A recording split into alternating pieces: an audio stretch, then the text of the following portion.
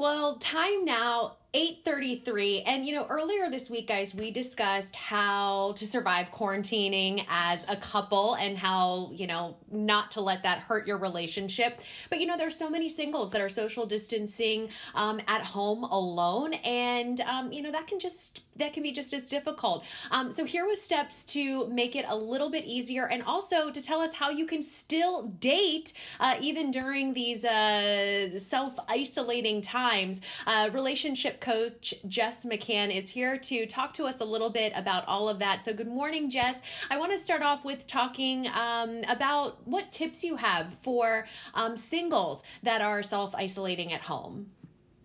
Hi, Eileen. Thanks for having me. Yeah, isolating is so hard for many of us, but especially for singles who are just alone, maybe with their dog or cat or goldfish and wondering what to do.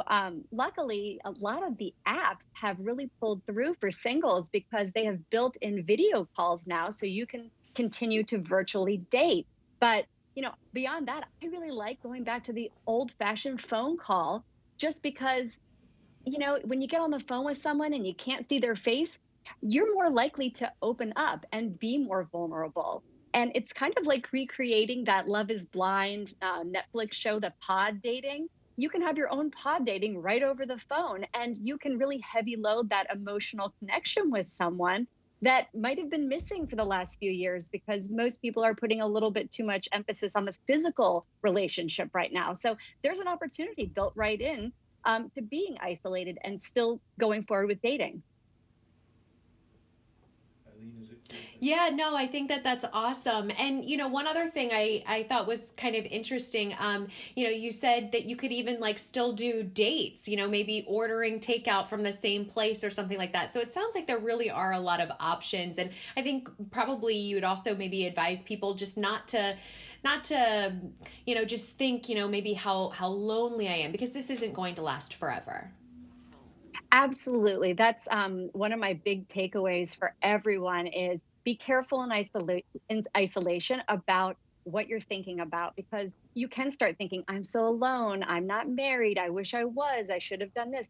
All those thoughts are focused on yourself. And when you focus too much on yourself, you only generate negative feelings. And it's very important to notice that when you're trying to date also, because as I say in my new book, as thoughts of self increase, your self esteem actually decreases. And that's only going to make you feel worse in isolation. So the trick is to catch yourself ruminating about yourself. Pull yourself back in the present by either meditating or, focusing on a present oriented task like cleaning your closet or cooking something. But stay in the present. Don't start ruminating about yourself.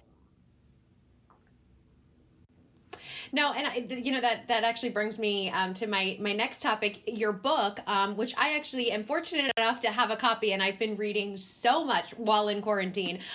Your book is called Cursed: Why You Still Don't Have the Relationship You Want, and the 5 Cures That Can Transform Your Love Life. I know that there's maybe some people that are looking for a good read. So who do you recommend this book to?